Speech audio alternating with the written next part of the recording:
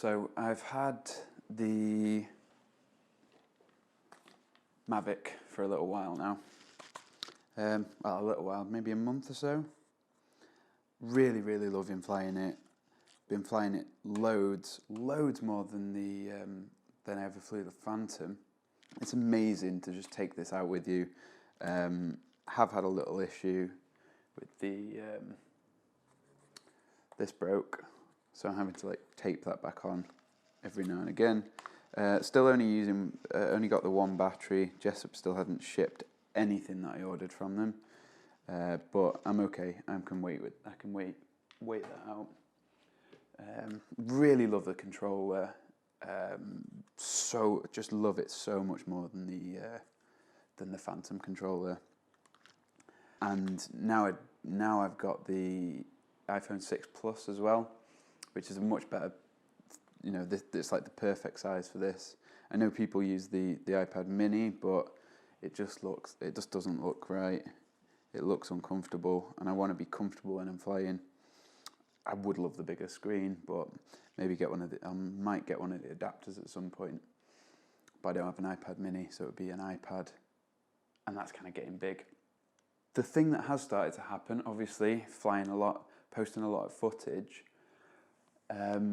people have started to ask if I'll do a bit of work for them.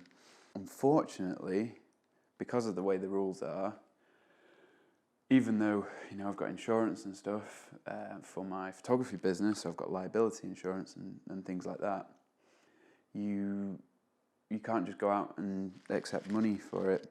I actually can't even monetize my videos on YouTube, which it doesn't bother me. I don't get that much money from the videos I do monetize, so that's not a deal breaker. But the fact that I can't just, when I'm going around shooting some pictures of some property for someone, I can't just take this up, take a couple of pictures, bring it back down. No matter how safely I do it, it's still illegal. So that leads me on to the kind of big thing at the moment, which is the PfCO training.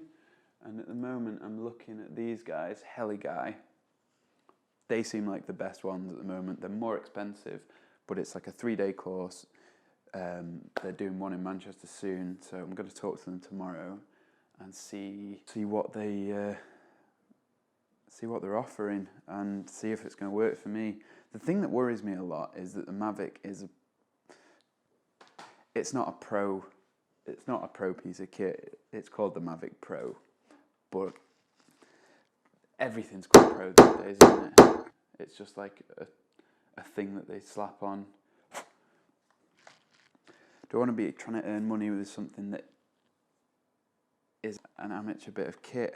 Saying that, some of the video work that I do, and in fact some of the photography that I do with this guy, which is a GoPro Hero, which is like the cheapest GoPro there is, and a D5300, which is a kit lens, like a Nikon kind of, probably the same level sort of feel as something like this. It's not the most basic one. I'd say the most basic drone that DJI do is the Phantom 3 Standard, which I don't think anyone should get. I'd rather either save up and get one of these, or just buy a cheap, not Phantom, pay 100 quid, 120 quid or whatever, get something that's not DJI brand. So yeah, really, really interested in being proper. I want it to be, I want to feel confident in what I do. I want to be able to approach people and say, this is something that I offer. And I just think it's really important. I feel like there should be a middle ground though. I feel like there should be like you buy your drone, and if it's a certain kind of drone, like say you can get away with the cheaper ones, the lighter ones, but as soon as you get something that's a certain weight, I feel like there should be a test. This one from Heli Guy is just over 1,400 quid, 1,439. That's quite a lot of money, but that is like the top end one. What I'd like to see from the CAA, which is the governing body of aviation in the UK, I'd like to see like a £200 test that's like a competency test, which, you know, maybe they could do that, and that's how you can make a little bit of money on YouTube, but, you know, when you're not making big money. And then there should be a professional test that keeps you at the top of your game. You can advertise a certain level of competence. Imagine we're driving a car. You could just go out and buy a car, and if you weren't using it for work or whatever, you didn't have to pay to do a test. But then you had to pay an extortionate amount if you wanted to deliver a parcel or get a fiver from your mate to give them a lift somewhere. And another problem I have with the CAA is I don't think they're very clear. It's very, very like legal jargon, and so the thing about congested areas, that was kind of getting me.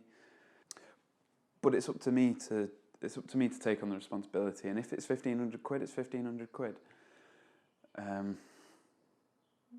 You just got to do it. Anyway, that's enough from me today. I'm going to link to the Heli Guy. I'm going to link to the CAA. I think it's really important that you just have a little bit of knowledge of these things, because otherwise bad things could happen. Right, take care, guys. I've got some work to do.